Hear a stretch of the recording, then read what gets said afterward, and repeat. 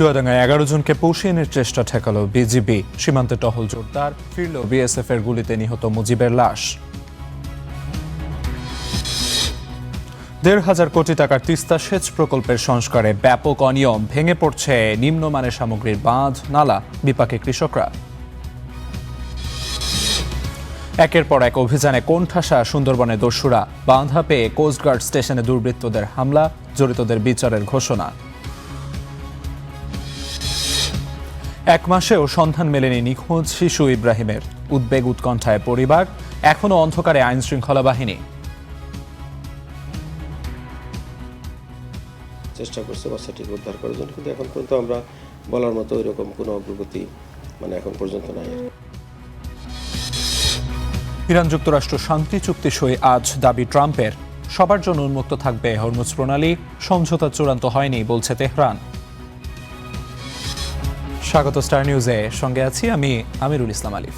এবার চুয়াডাঙ্গার দর্শনা সীমান্ত দিয়ে 11 জনকে পুশিনের চেষ্টা করেছে বিএসএফ, তবে বিজিবির বাধায় ব্যর্থ হয়েছে সে চেষ্টা। পরে তাদের সীমান্ত এলাকা থেকে সরিয়ে ভারতের অভ্যন্তরে নিয়ে যাওয়া হয়। ভোর 4টার দিকে দর্শনা সীমান্তের 75 নম্বর পিলারের কাছে এ ঘটনা ঘটে। বিজিবি জানায়, দর্শনা আন্তর্জাতিক চেকপোস্টের পাশে 75 নম্বর মেইন পিলার সংলগ্ন ভারতীয় অংশে ভোরের দিকে 11 জনকে জড়ো করে বিএসএফ। উদ্দেশ্য ছিল তাদের বাংলাদেশে ঠেলে দেয়া। বিজিবি সতর্ক অবস্থান নিলে তাদের সঙ্গে যোগ দেন গ্রামবাসী। পরবর্তীতে ওই 11 জনকে শূন্যরেখা থেকে সরিয়ে নেয় বিএসএফ।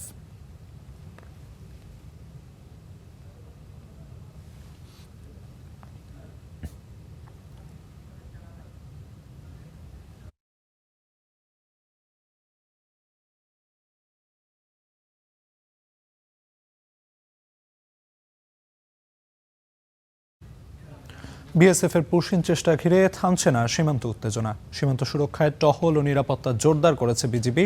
আরও খবর জানাতে চাঁপাইনবাবগঞ্জ থেকে যুক্ত হচ্ছেন সহকর্মী মাহমুদুল হাসান তুষার। তুষার, সীমান্তের পরিস্থিতি এখন কেমন দেখছেন এবং বিজিবি আসলে কি বলছে, সবকিছু নিয়ে জানাবেন।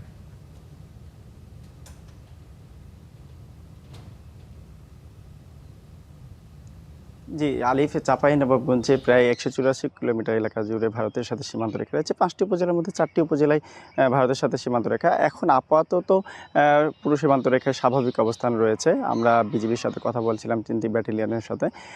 মূলত গতকালকে রাতে আনুমানিক রাত 12টা 40 ভারতের বিএসএফ কর্তৃক প্রায় 15 জনকে নৌকা যোগে পুশিনের চেষ্টা করে। তাৎক্ষণিকভাবে বিজিবি জানতে পারে এবং সেখানে প্রতিহত করে এবং প্রায় শূন্য রেখায় 2 ঘন্টা অবস্থান করার পর পরবর্তীতে তাদেরকে ভারতের অভ্যন্তরে নিয়ে যায়, এমনটি জানিয়েছে বিজিবি আমাদের। তারপর থেকে আপনাকে জানাতে চাই যে 3টি ব্যাটালিয়নের সাথে যোগাযোগ করছিলাম। বর্তমানে 59 এবং 53 বিজিবি ব্যাটালিয়ন তাদের সব জায়গাগুলোতে এখন পর্যন্ত স্বাভাবিক অবস্থান রয়েছে। আমরা এলাকাবাসীর সাথে কথা বলছিলাম, সীমান্ত এলাকায় যে সব বাসিন্দারা রয়েছে তাদের সাথে কথা বলেন। তিনারা জানাচ্ছিলেন যে বিজিবি যে সতর্ক অবস্থান রয়েছে তাদের সাথেও এলাকাবাসী তাদের সাথে পাহারা দিচ্ছে এবং টহল দিচ্ছে। তারা একটা আতঙ্কের মধ্যে সময় পার করছে যে কখন কি হয় এই পুশিনকে নিয়ে। তাই এর বাইরে আমরা দেখেছি বিজিবি এলাকাগুলোতে মাইকিং করছে সচেতনতা বৃদ্ধির জন্য।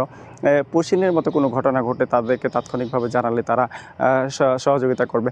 পাশাপাশি আপনাকে জানাতে চাই, আনসার বিডিপির প্রায় 33 জন সদস্য মোতায়েন করা হয়েছে, তারাও বিজিবিকে সহযোগিতার জন্য সর্বাত্মক চেষ্টা করছে। এই ছিল আলিফ চাঁপাইনবাবগঞ্জ থেকে সবশেষ তথ্য। ধন্যবাদ তুষার আপনাকে। চাঁপাইনবাবগঞ্জ থেকে সহকর্মী মাহমুদুল হাসান তুষার জানাচ্ছিলেন সীমান্ত এলাকার সবশেষ খবরাখবর।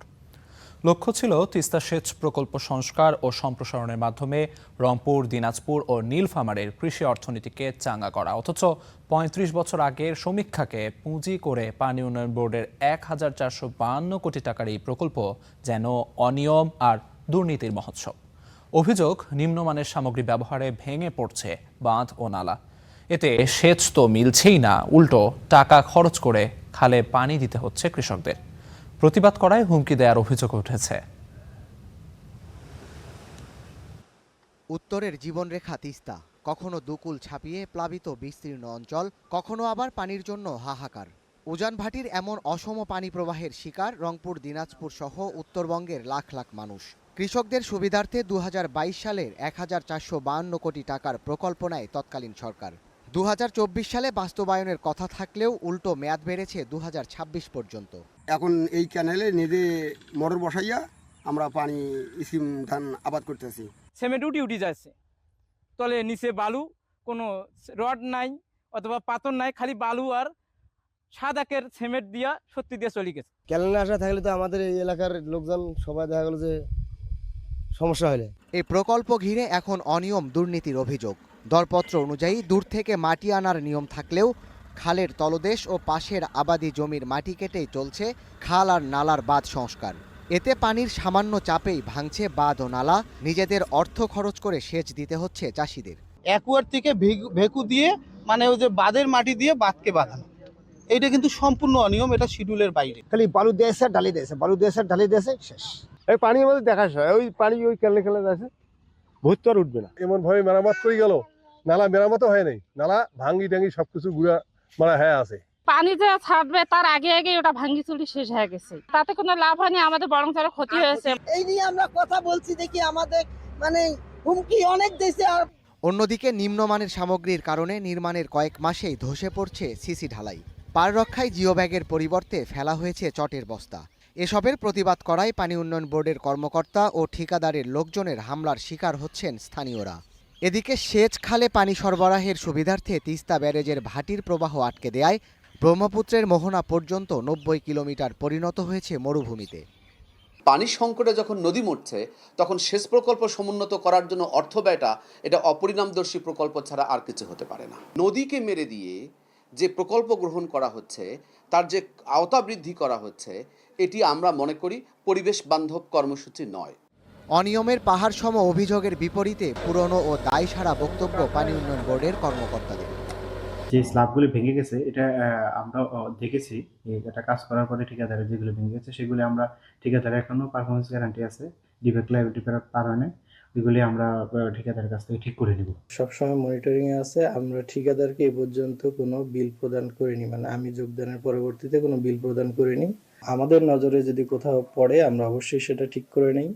প্রায় 1,500 কোটি টাকার এই প্রকল্প ঠিকঠাক বাস্তবায়িত না হলে হুমকির মুখে পড়বে উত্তরাঞ্চলের কৃষি। এক্ষেত্রে যথাযথ পদক্ষেপ নিতে সরকারের প্রতি তাগিদ তিস্তা অববাহিকার মানুষের। Desk report, Star News. কোস্টগার্ডের ধারাবাহিক অভিযানে অনেকটাই কোণঠাসা সুন্দরবনের বিভিন্ন বনদস্যু বাহিনী। চাঁদাবাজি, মুক্তিপণ সহ নানা অপকর্ম করতে না পারায় কোস্টগার্ড স্টেশনে হামলাও চালায় দুর্বৃত্তরা। বাগেরহাটের মোংলার জয়মনির ঘোল এলাকায় ঘটে তেমনই এক হামলার ঘটনা। জড়িতদের দ্রুত বিচারের মুখোমুখি করার পাশাপাশি সুন্দরবনের সার্বিক নিরাপত্তা নিশ্চিতে নিয়মিত অভিযান চলছে বলে জানায় কোস্টগার্ড কর্তৃপক্ষ। আরও জানাচ্ছেন নিবিড় সাহা, ছবি তুলেছেন কাজী জুয়েল। বাগেরহাটের মোংলার জয়মনির ঘোল এলাকায় কোস্টগার্ড স্টেশনে হামলা ও ভাঙচুর চালায় বনদস্যুদের একটি গ্রুপ। এতে আহত হয় কোস্টগার্ডের বেশ কয়েকজন সদস্য। কয়েক ঘন্টা পর পরিস্থিতি নিয়ন্ত্রণে নেয় বাহিনীটি। কর্তৃপক্ষের দাবি, কোস্টগার্ডের সার্বক্ষণিক টহলের কারণে দস্যুতার সুযোগ না পাওয়ায় হামলা চালানো হয়। তারা অতর্কিত হামলা করে বসছে, বাট আপনারা দেখেছেন যে আমাদের রিএনফোর্সমেন্ট যখন গিয়েছে তখন কিন্তু আবার তারা উল্টা পিছু হটা শুরু করছে। তো এই সুযোগটাকে তারা কাজে লাগিয়েছে, বাট এই জিনিসগুলা তারা কোনো একটা সুযোগে করেছে মানে এই না যে ভবিষ্যতে এইগুলা করার সুযোগ তারা পাবে। আমরা এখন অত্যন্ত কঠোরভাবে থাকব। গেল 5 মাসে কোস্টগার্ডের সাফল্যের পরিসংখ্যানে রয়েছে 2টি বিশেষ অভিযান, যেখানে 42টি দেশি বিদেশি আগ্নেয়াস্ত্র, অসংখ্য গোলাবারুদ সহ 39 জন বনদস্যুকে আটক করে সংস্থাটি। উদ্ধার করা হয় 41 জিম্মিকে। তবে সুন্দরবনে এখনও 6 থেকে 7টি জলদস্যু গ্রুপ সক্রিয় আছে। সুন্দরবনের মেইন সকল পয়েন্ট কভার করি। আর ডাকাতটা কি করছে, ওরা আপনার একদম প্রত্যন্ত কোনো জায়গা থেকে ওই 1-2 জেলেকে ওই ন্যারো খাল থেকে তুলে নিল। হয়তো সমস্যাটা কোথায় দেখেন, তুলে নেওয়াটা বড় সমস্যা না, ওটা আমরা উদ্ধার করে ফেলি। সমস্যা হলো যেই ব্যক্তিকে নিয়ে গেল সে কাউকে জানায় না।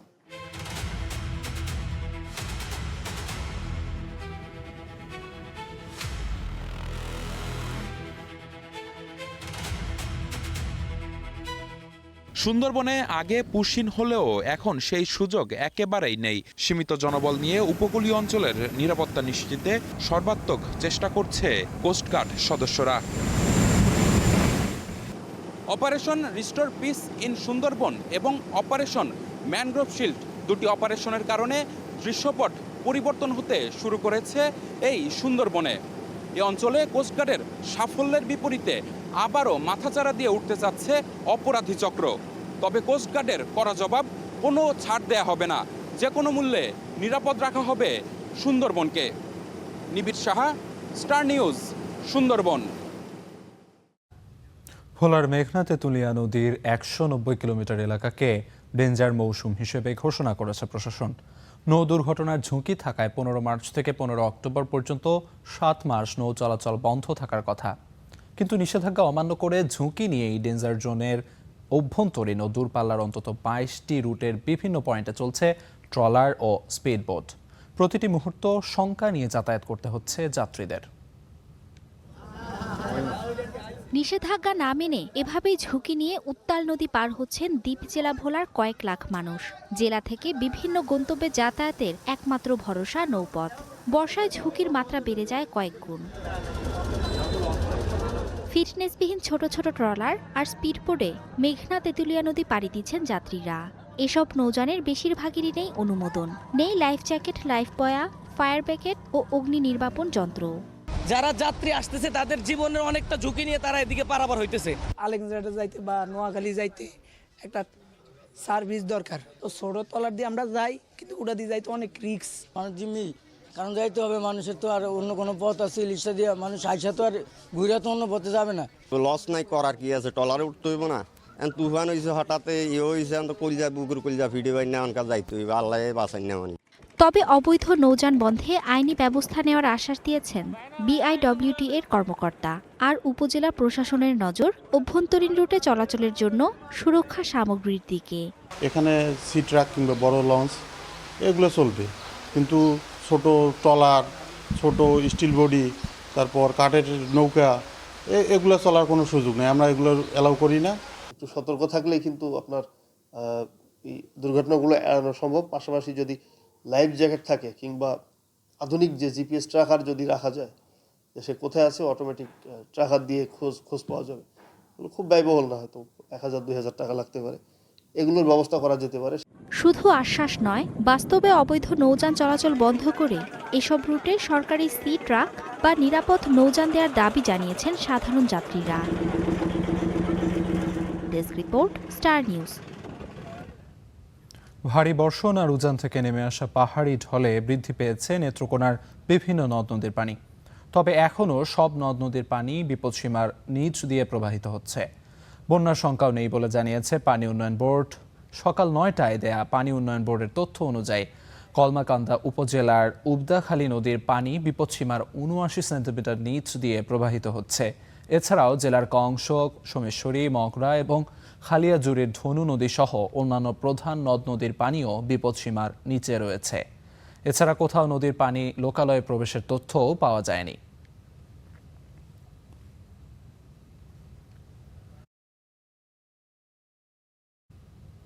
ভারী বৃষ্টি আর উজানের ঢলে পানি বাড়ছে নেত্রকোনা ও শেরপুরের নদ নদীতে। যদিও এখন পর্যন্ত বন্যার শঙ্কা নেই বলে জানিয়েছে পানি উন্নয়ন বোর্ড। এ নিয়ে আরও জানাতে নেত্রকোনা থেকে যুক্ত হচ্ছেন সহকর্মী পারভেজ ইমরান, আর শেরপুরের খবর জানাবেন মোরাদ হোসেন। শুরুতেই যাচ্ছি নেত্রকোনায়। ইমরান, নদ নদীগুলোর পানি বাড়ার চিত্র আসলে কেমন দেখছেন এবং কোথাও কি নদী ভাঙনের কোনো খবর পেয়েছেন কিনা জানাবেন।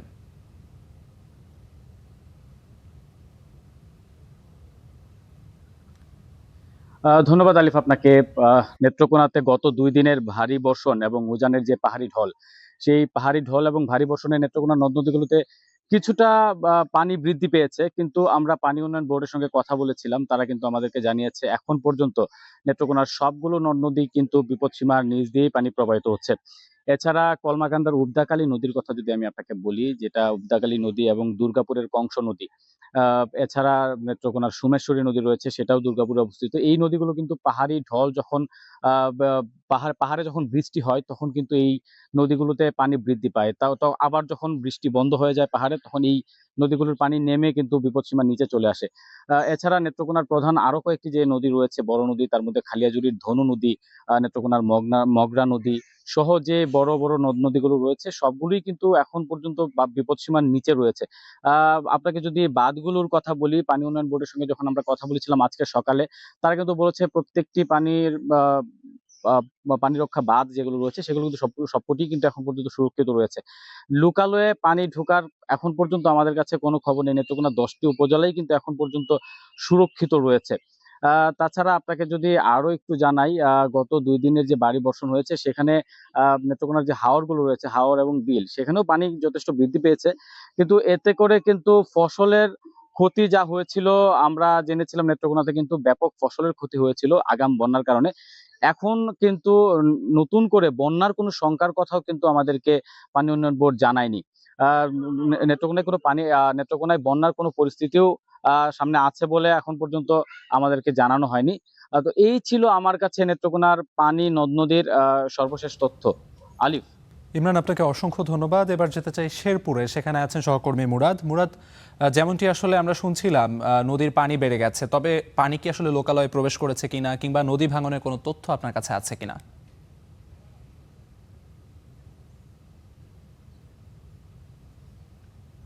যেমনটি বলছিলেন, গত পরশু মধ্যরাতের থেকে সকাল পর্যন্ত টানা বর্ষণের কারণে কিন্তু শেরপুরের যে 3টি নদ নদীর বিপদসীমার উপর দিয়ে কিন্তু পানি প্রবাহিত হচ্ছিল, কিন্তু গতকাল থেকে আজ পর্যন্ত বৃষ্টি না হয় কিন্তু শেরপুরের যে প্রতিটি নদীতেই কিন্তু বিপদসীমার নিচ দিয়ে পানি প্রবাহিত হচ্ছে। এমনকি নদী নতুন করে কোথাও ভাঙন দেখা দেয়নি, তবে গতকাল দেখেছি যে কয়েকটি জায়গায় কিন্তু নদীর পার উপচে কিন্তু লোকালয়ে পানি ঢুকে, এবং কি যে পূর্বের যে ভাঙন রয়েছিল সেই ভাঙনগুলো দিয়ে কিন্তু লোকালয়ে পানি ঢুকে। এবং কি শেরপুরের যে ঝিনাইগাতি উপজেলা একটি সদর বাজার রয়েছে, সেই সদর বাজারে কিন্তু পানি ঢুকে, যার কারণে কিন্তু ব্যবসায়ীরা যে প্রায় 10 থেকে 15 লক্ষ টাকার ক্ষতির সম্মুখীন হয়েছে। উপজেলা প্রশাসন বলছে যে যারা ক্ষতিগ্রস্ত হয়েছে তাদের দিকে বিশেষ নজর দেওয়া হবে। অন্যদিকে পানি উন্নয়ন বোর্ড যেটি জানিয়েছে, উজানে যদি ভারী বৃষ্টিপাত না হয় তাহলে কিন্তু বন্যার কোনো শঙ্কা নেই।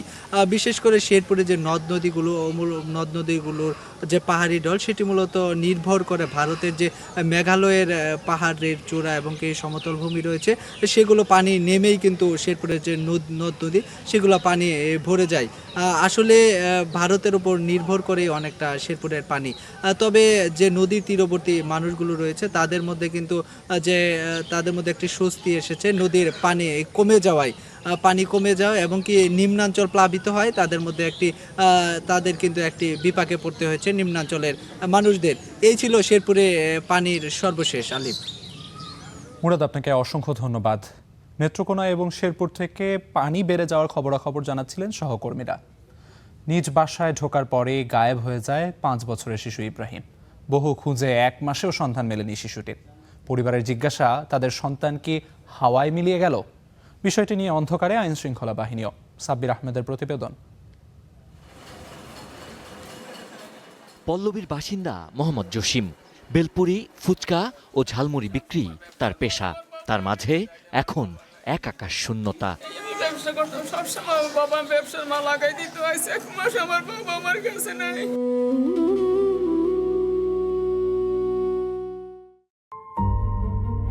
শিশু রামিসা হত্যার 5 দিন আগে গেল 13ই মে। পাশেই বন্ধুর বাসা থেকে 7:40 ভাড়া বাসার মূল গেট দিয়ে ভেতরে প্রবেশ করে ইব্রাহিম। বাড়ির মালিক ওমরও তখন বাড়িতে ঢুকছিলেন। ঠিক 10 মিনিট পরই একটি সিসি ক্যামেরার ফুটেজে শিশুর আর্তচিৎকার শোনা যায়।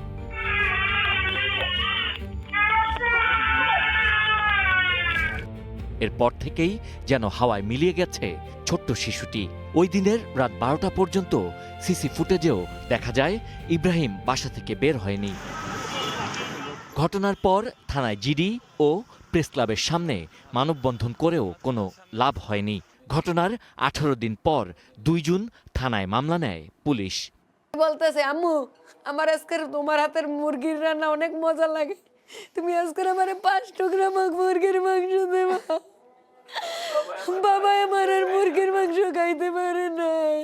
এতটাই বলি যে আমার সন্তান একদিন হলো হাসরের ময়দান আমার কাছে আসবে, কিন্তু এদেরকে সেদিন হাসরের ময়দান আমি ক্ষমা করবো না।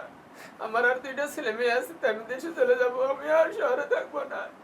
এতটুকুই বলি যে দুনিয়ায় গরিবের যখন বিচার নাই, একমাত্র আল্লাহর কাছে সঠিক বিচার পাবো হাসরের ময়দানে। প্রশাসন বা বড় লেভেলে ছেলে মেয়ে থাকলে আজকে মুহূর্তের মধ্যে মাটি খুঁজে মাটির নিচে থাকলে বের করে নিয়ে আসতে প্রশাসন, কিন্তু আমাদের কোনো কদর মেলেনি।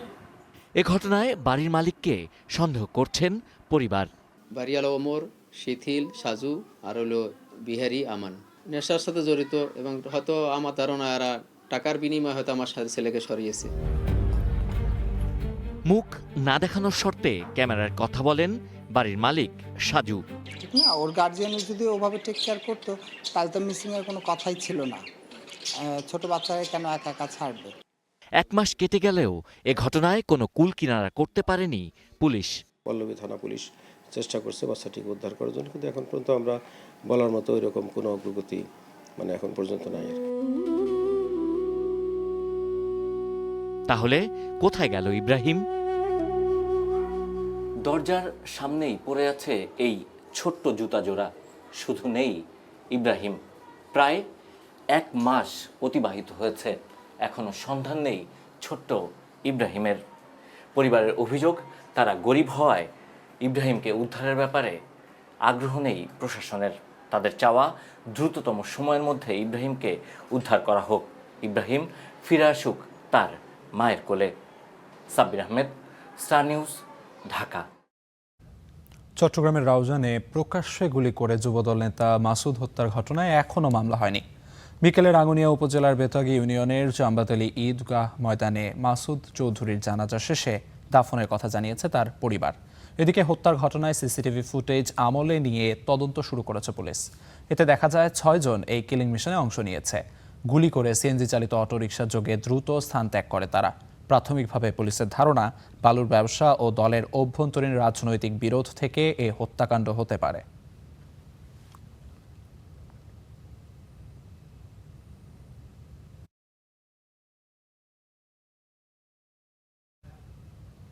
চট্টগ্রামের রাউজানে উপজেলা যুব দলের সিনিয়র যুগ্ম আহ্বায়ক মাসুদুল হক চৌধুরী হত্যার ঘটনায় এলাকায় বিরাজ করছে থমথমে পরিবেশ।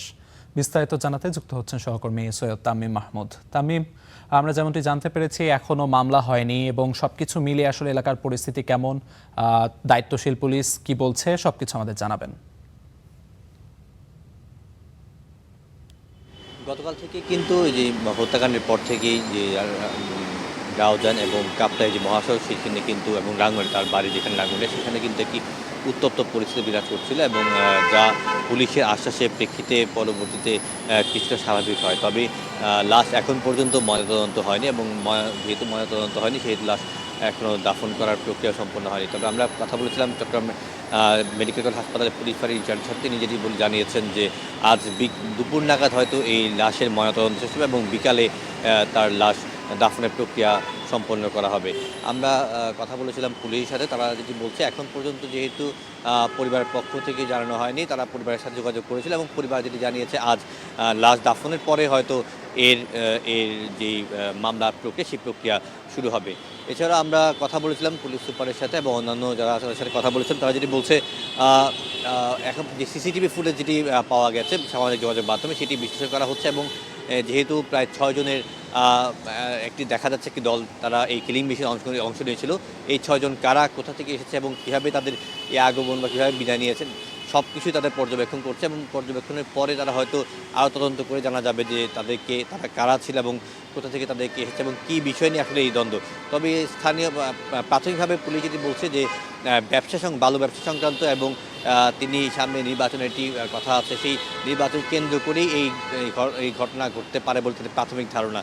তবে পুলিশ বলছে এই প্রাথমিক ধারণা ধরেই তারা আগাচ্ছে। তবে যেহেতু এই হত্যাকাণ্ডে বিভিন্ন ধরনের অস্ত্র ব্যবহার করা হয়েছে, সেই অস্ত্রগুলো এবং রাউজান হত্যাকাণ্ডে বারবার সংঘটিত হচ্ছে, এই সংঘটিত কীভাবে রোধ করা যায় সেটি এবং এই হত্যাকাণ্ডের কীভাবে রহস্য উন্মোচন করা যায় সেটা নিয়ে তারা দ্রুত সময়ের মধ্যে তারা কাজ করবে। এই ছিল আমার কাছে চট্টগ্রাম থেকে সবচেয়ে সংবাদ। আলিফ। তামিম, আপনাকে অসংখ্য ধন্যবাদ।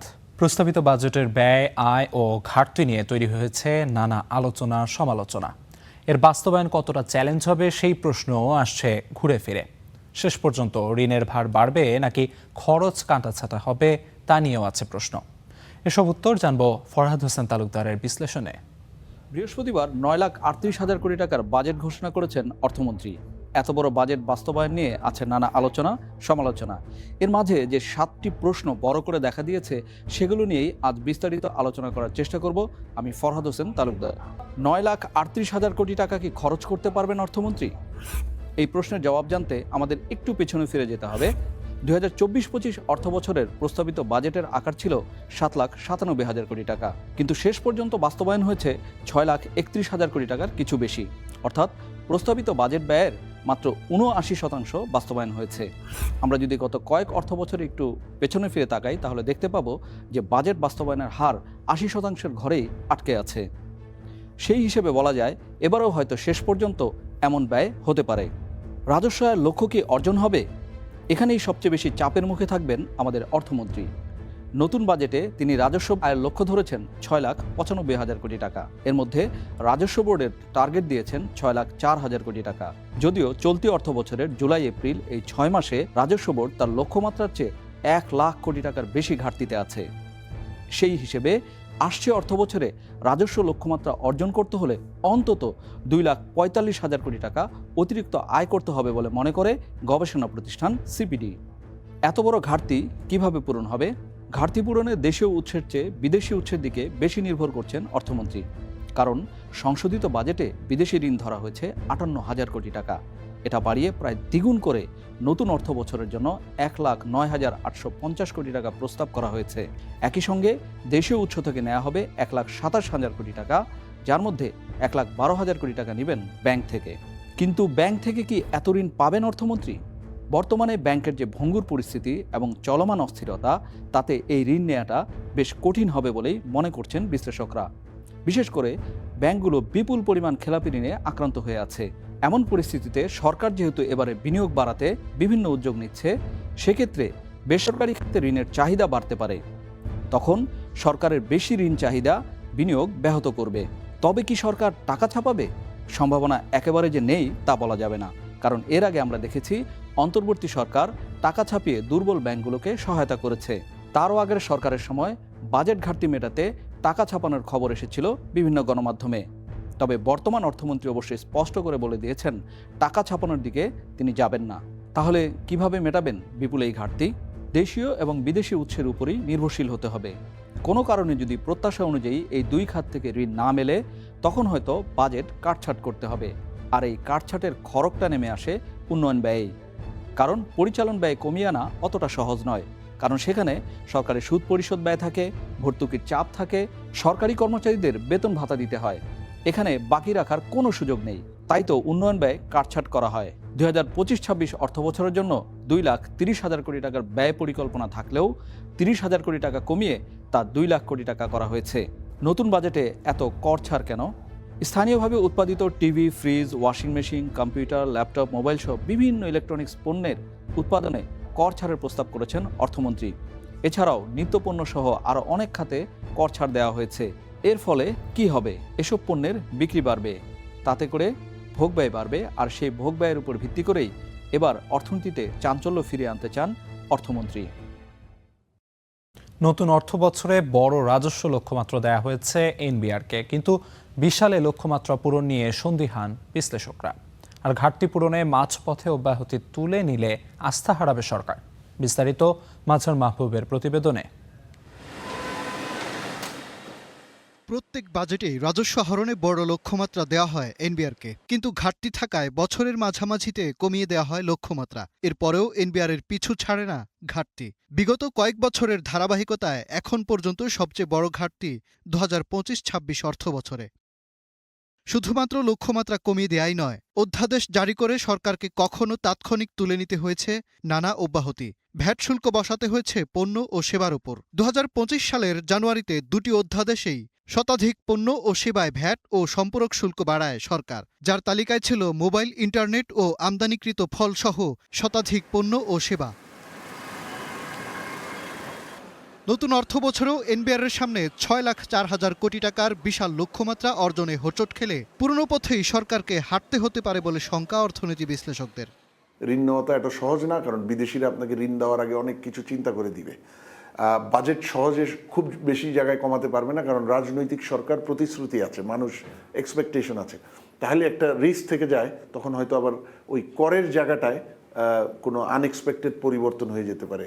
আমরা এসআরও অথবা অন্যান্যভাবে কর নতুন করে আরোপ বা করের বোঝা বাড়ার সুযোগ হতে পারে। আমরা আশা করব সেটা যাতে আগামী 1 বছরের না হয়। তবে বিনিয়োগ বাড়াতে সরকারের নানামুখী ছাড়কে যৌক্তিক বলেই মনে করছেন বিশ্লেষকরা।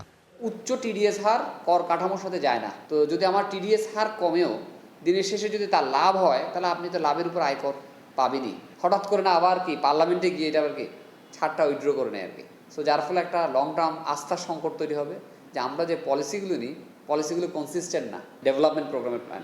এখন সরকার যখন এটা বাস্তবায়ন করবে, তখন ঠিকাদারকে দিবে টাকাটা। যদি আপনি পুরো টাকাটা খরচ করতে পারেন, ধরেন 1 লাখ কোটি টাকা যেটা অতিরিক্ত টার্গেট ধরেছে, 1 লাখ কোটি টাকা খরচ করতে পেলে সরকারের টেবিলেই তো আপনার ধরেন 15,000 কোটি টাকা ঢুকে যাবে। সকল সরকারি দপ্তর ও আর্থিক প্রতিষ্ঠান কিংবা লেনদেনের সঙ্গে রাজস্ব বিভাগকে সংযুক্ত করতে পারলেই ঘাটতি পূরণ সম্ভব বলে মত অর্থনীতিবিদদের। মাজহার মাহবুব, স্টার নিউজ, ঢাকা। জিআই পণ্য হিসেবে স্বীকৃতির 1 বছর পেরিয়ে গেলেও বাড়েনি মেহেরপুরের হিমসাগর আমের রফতানি। আর তাই অনেক শ্রম ও ঘামে হওয়া আমের বাম্পার ফলন এখন গলার কাঁটা হয়ে দাঁড়িয়েছে বাগানীদের জন্য। তবে এ বিষয়ে কার্যকর উদ্যোগ গ্রহণের আশ্বাস দিয়েছে কৃষি সম্প্রসারণ অধিদপ্তর। মেহেরপুরের আম চাষি সাইদুর রহমান 2016 সাল থেকে আম রপ্তানি করেন এই উদ্যোক্তা। নতুন করে আশা জেগেছিল মেহেরপুরের হিমসাগর আম জিআই স্বীকৃতি পাওয়ায়, তবে সেই আশায় গুড়ে বালি। ক্রেতার অভাবে ফলন ভালো হবার পরও রয়েছেন দুশ্চিন্তায়।